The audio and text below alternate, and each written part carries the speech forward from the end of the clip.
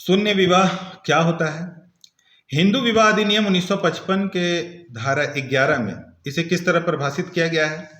पहले पति और पत्नी के जीवित रहते हुए दूसरा विवाह करने पर क्या प्रावधान है?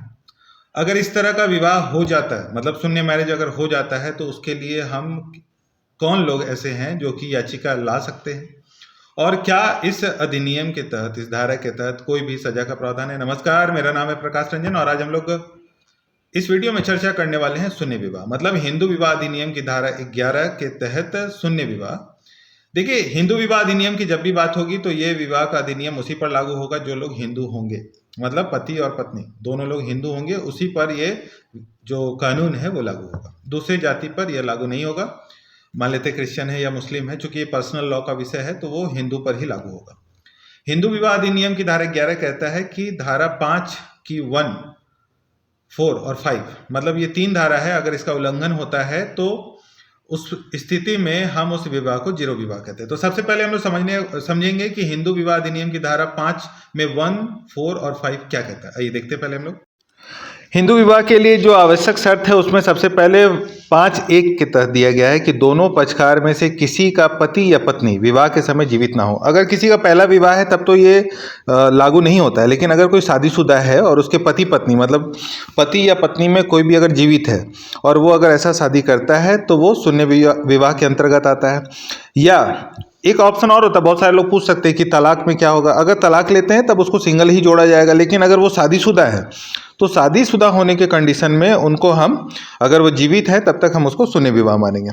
दूसरा 5(2) के तहत पक्षकार प्रतिषेध नातेदार, मतलब देखिए बहुत सारे ऐसे नातेदार हैं जिससे आपका विवाह जो है वो कानूनन शून्य है, जैसे कि फूफा से शादी कर लिए, मौसा से शादी कर लिए, है ना, मतलब दूर का मौसी है, फुआ है, चाची है, चाची की बहन है, ऐसा मतलब ऐसे रिश्तेदार जहाँ पर कि शादी करना गैर कानूनी है तो उसको भी रोक है उस पर।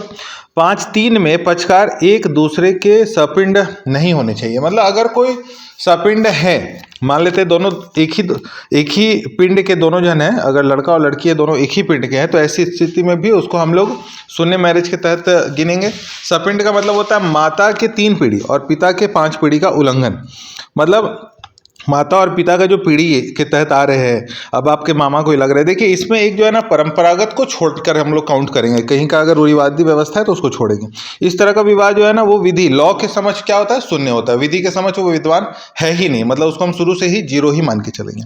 अगर पहले पति और पत्नी के जीवित रहते अगर दूसरा विवाह कर लेते हैं तो धारा 17 के अंतर्गत IPC धारा 494, 495 और भारतीय न्याय संहिता की धारा 82(1) और 82 के तहत हम उस पर वाद ला सकते हैं, जिसमें 7 साल और 10 साल की सजा का प्रावधान है। तो अगर कोई पति और पत्नी के जीवित रहते हुए अगर दूसरा विवाह कर लेता है तो वो इसके लिए वाद ला सकते हैं और वो सजा के भागीदार होंगे इसके लिए। अच्छा, इसके बाद अब हम लोग के पास एक सवाल है कि अगर इस तरह का विवाह हो जाता है, कोई शून्य विवाह कर लेता है, तो कोई पति पत्नी है, धारा 5(1) का हम उल्लंघन किए और पत्नी या पति के जीवित रहते हुए हम दूसरा शादी कर लिया, तो क्या जो पहली पत्नी या पति है वो इस तरह का विवाह के लिए याचिका ला सकती है? तो हिंदू विवाह के अंतर्गत इस तरह की याचिका वो नहीं ला सकते। तो फिर सवाल ये आएगा कि फिर तो दिक्कत है, अगर मेरे साथ अन्याय हुआ तो हम तो याचिका ला सकते हैं। देखिए, एक तो हम लोग जैसा आपको बताया कि IPC की धारा 494 के तहत आप केस कर सकते हैं, और जहां तक धारा याचिका लाने की बात है तो आपको फिर स्पेसिफिक रिलीफ एक्ट 1963 के अंतर्गत जाना होगा, वहां से आप उसके लिए प्रावधान ला सकते हैं। चूंकि ये सवाल एक और आता है कि अगर कोई शादीशुदा पति या पत्नी है और उसको पता है कि जो उसका को पार्टनर है, स्पाउस, अगर दूसरा विवाह करने जा रहा है तो हम उसको कैसे रोकेंगे? फिर हिंदू विवाह अधिनियम 1955 के अंतर्गत उसको रोकने का कोई भी प्रावधान नहीं दिया गया है, तो हम क्या करेंगे?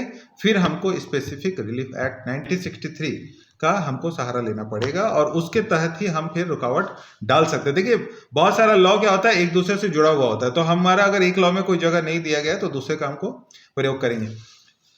अगर इस तरह का कोई घटना घटता है, मान लेते हैं कि कोई शादी कर लेता है, बहुत लोगों का क्या होता है ना, एक हम लोग बोलते हैं कि एक घर में भी है एक बाहर में भी है, ऐसा वो शादी कर लिया, पता चल रहा है 2 साल तक जो है ना पहली पत्नी को पता ही नहीं चला कि उसका पति या पत्नी दूसरा शादी किया है, तो हम क्या करेंगे? हो सकता है उसका बच्चा भी पैदा हो गया है।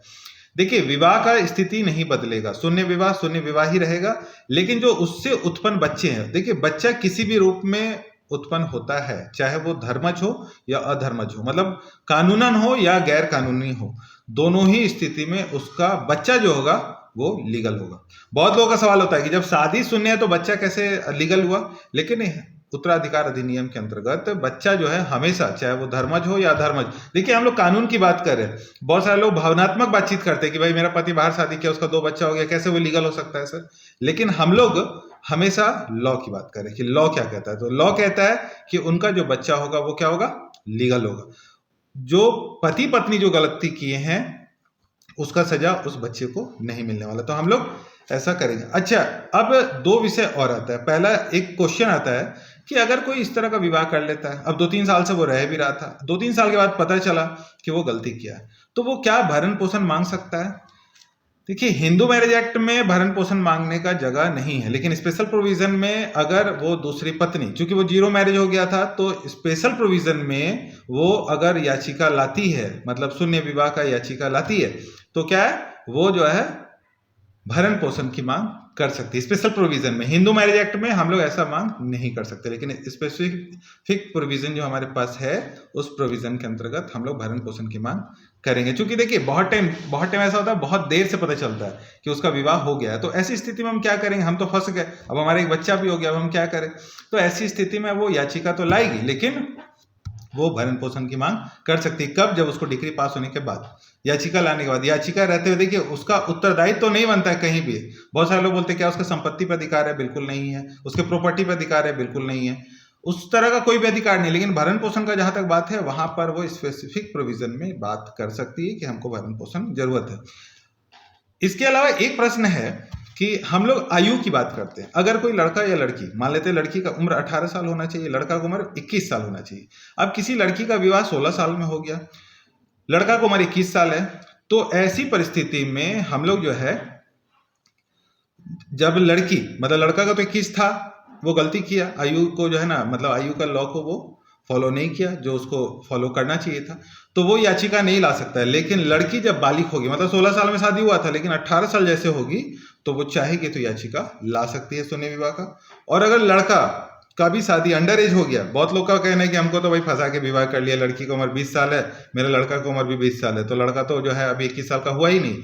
ऐसी स्थिति में भी जब लड़का 1 साल बीत जाएगा, जब वो 21 साल का हो जाएगा, तो वो ये प्रोविजन के तहत याचिका ला सकता है कि हमको जो है शून्य विवाह के तहत जो है हमको इसका रिलीफ दिया जाए।